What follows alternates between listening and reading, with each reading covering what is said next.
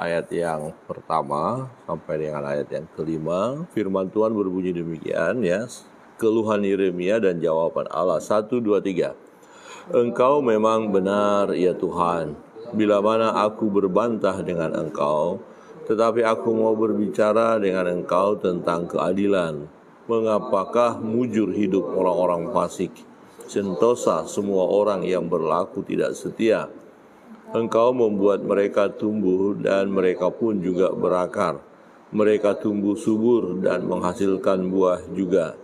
Memang selalu Engkau di mulut mereka, tetapi jauh dari hati mereka. Ya Tuhan, Engkau mengenal aku, Engkau melihat aku, dan Engkau menguji bagaimana hatiku terhadap Engkau. Tariklah mereka keluar seperti domba-domba sembelihan, dan khususkanlah mereka untuk hari penyembelihan. Berapa lama lagi negeri ini menjadi kering, dan rumput di segenap padang menjadi layu? Karena kejahatan penduduknya, binatang-binatang dan burung-burung habis lenyap. Sebab mereka telah mengira ia tidak akan melihat tingkah langkah kita. Jika engkau telah berlari dengan orang berjalan kaki, dan engkau telah dilelahkan, bagaimanakah engkau hendak berpacu melawan kuda? Dan jika negeri yang damai engkau tidak merasa tentram, apakah yang akan engkau perbuat di hutan belukar sungai Yordan? Amin. Demikian jauh pembacaan firman Tuhan. Bapak Ibu, saudara terkasih dalam Tuhan, kalau kita melihat firman ini ada sesuatu hal yang sulit diterima, kenyataan secara manusia, ya. Ketika orang-orang yang tidak setia kepada Allah, orang-orang yang memberontak kepada Allah, ternyata secara manusia terlihat mereka hidupnya damai, hidupnya makmur, ya kaya, ya gemuk, sehat, ya dikatakan gitu ya. Nah, Yeremia berkata begini kepada Tuhan dalam pergumulannya, Engkau memang benar ya Tuhan, bila mana aku berbantah dengan Engkau. Jadi nggak mungkinlah kita manusia berbantah dengan Allah. Nah, tetapi aku mau berbicara dengan Engkau tentang keadilan. Mengapakah mujur hidup orang-orang fasik, sentosa semua orang yang berlaku tidak setia?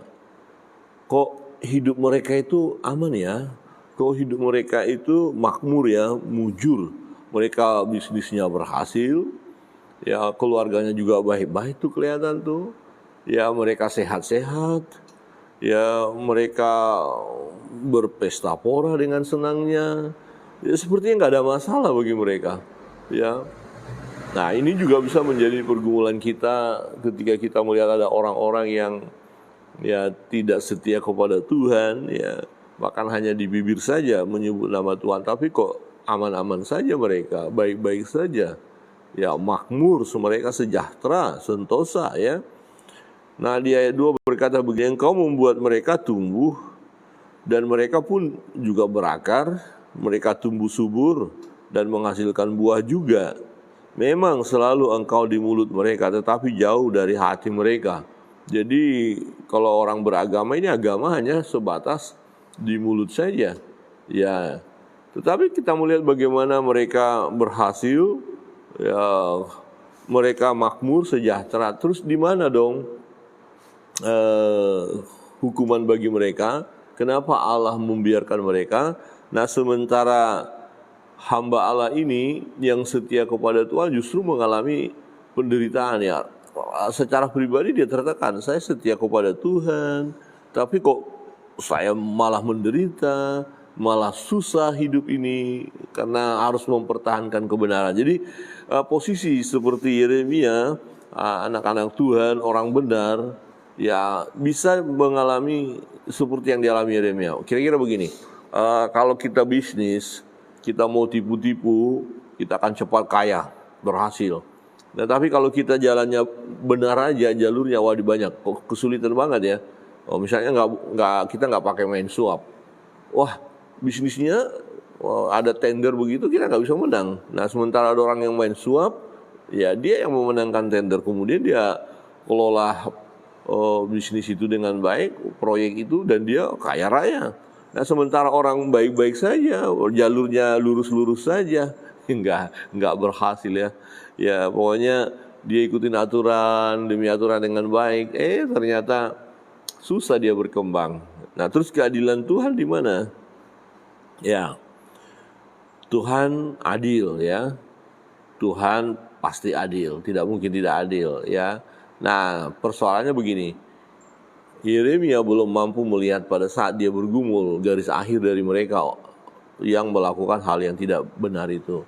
Tetapi kemudian Tuhan beritahukan bahwa kesudahan mereka itu akan segera lenyap seperti ya embun di pagi hari, kemudian setelah siang lenyap, seperti bunga yang pagi bagus segar, tapi kemudian ada terik matahari layu dan kemudian ditebang dan dibakar.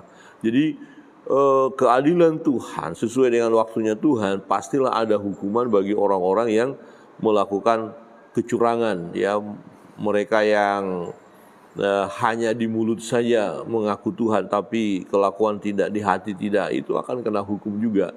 Akan tiba waktunya mereka akan mendapatkan hukuman. Nah, kemudian Tuhan berbicara kepada Yeremia supaya Yeremia kuat menghadapi situasi yang ada, supaya jangan kecewa mengikut Tuhan. Ya, ayat 5 berkata begini, jika engkau telah berlari dengan orang berjalan kaki dan engkau telah dilelahkan. Jadi ada orang berjalan, kita berlari mengimbangi dia, toh kita lelah. Bagaimana engkau hendak berpacu melawan kuda? Dan jika di negeri yang damai engkau tidak merasa tentram, apakah yang akan engkau perbuat di hutan belukar, sungai Yordan? Ya, jadi bagian ini mau mengatakan kita harus kuat, kita harus mampu ya menghadapi situasi yang ada. Jangan mudah menyerah, ya, jangan mudah putus asa, jangan mudah kehilangan pengharapan. Ya.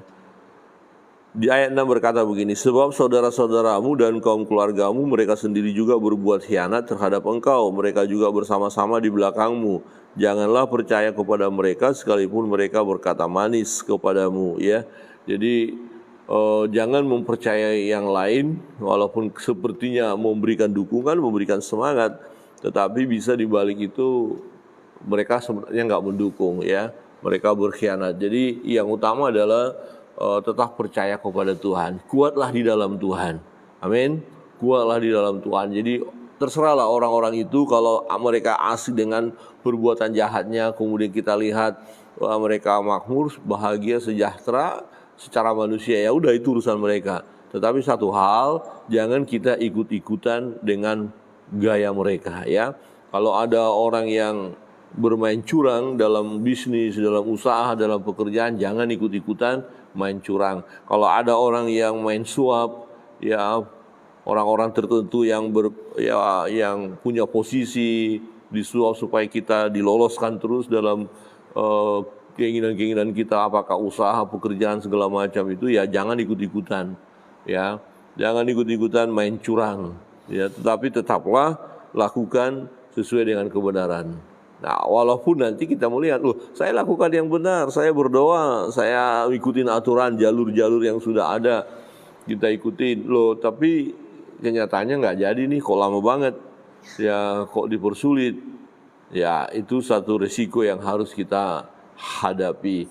Jadi jangan karena situasi seperti itu kemudian kita ya jadi orang dunia lagi, ya. Oke, kita gabung deh dengan, ya udah polanya begitu, daripada kita ditinggal, daripada kita nggak bisa ya meningkat, daripada kita nggak berhasil. Kalau memang caranya dunia masih sepertinya, ya kita kan masih ada di dalam dunia, ikut-ikutin aja. Wah, ini parah ini kalau kita ikut seperti itu, susah, ya. Nah, inilah pergumulan hidup orang beriman, harus berani tampil beda, ya. Di tengah-tengah situasi yang serba ya menghalalkan segala cara, misalnya, kita tidak boleh, tetap harus mempertahankan iman kita. Nah, garis akhir orang-orang yang tidak menyembah Allah ini, yang melakukan perbuatan-perbuatan yang tidak baik, nah memang mereka secara manusia, sekali lagi sekarang, berhasil. Ayat ini berkata mereka baik, sehat, ya, sentosa, makmur, ya, tetapi ada waktu tertentu mereka akan menerima konsekuensi logis dari dosa yang mereka alami, pasti, Ya, Tuhan punya cara. Nah, kita nggak perlu iri hati, nggak perlu membalas dendam, nggak perlu mengatakan, aduh Tuhan biarlah orang itu binasa, nggak boleh ya. Ya, tetapi yang terpenting kita yang menjaga diri kita tetap ada di dalam Kristus, di dalam Tuhan. Bapak Ibu Saudara yang terkasih dalam Tuhan, pertahankanlah iman masing-masing, jangan tergoda dengan situasi yang ada. Ya, karena kita tahu garis akhir orang-orang yang jauh dari Tuhan, yang melawan Tuhan ini, yang tidak mengenal Allah atau tidak mau tahu tentang Tuhan, mereka akan mengalami penderitaan, mengalami kesusahan. Ya, saudara yang terkasih di dalam Tuhan, kalau kita melihat di ayat 15 berkata begini, tetapi setelah aku mencabut mereka, maka aku akan menyayangi mereka kembali. Aku akan mengembalikan mereka masing-masing ke milik pusakanya dan masing-masing ke negerinya. Dan jika mereka sungguh-sungguh belajar cara hidup umatku, sehingga bersumpah demi namaku, demi Tuhan yang hidup, seperti tadinya mereka mengajar umatku untuk bersumpah demi Baal, maka mereka akan dibangun di tengah-tengah umatku. Tetapi jika mereka tidak mau mendengarkan, maka aku akan sungguh-sungguh mencabut dan membinasakan bangsa yang demikian. Demikianlah firman Tuhan. Jadi Tuhan tidak membiarkan, ya. Tuhan tidak tutup mata. Tuhan mengingatkan mereka supaya bertobat. Jadi kalau ada orang yang melakukan dosa, ya Tuhan selalu ingatkan supaya bertobat, tetapi yang mengeraskan hati ya tetap pasti akan jatuh kepada hukuman, ya.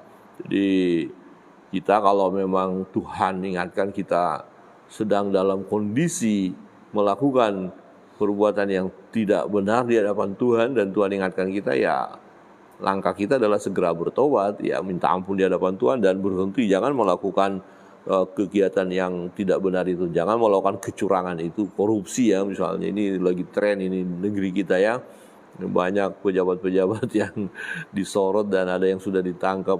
Nah, kenapa harus korupsi? Gaji sudah besar, ya sudah nikmat hidup, kenapa kurang lagi? Nah, ini persoalannya, ya ingin lebih lagi, memperkaya diri dengan cara yang tidak halal, maka akibatnya sangat menyedihkan ya, dan orang-orang yang melakukan hal yang jahat ini akan dipermalukan, akan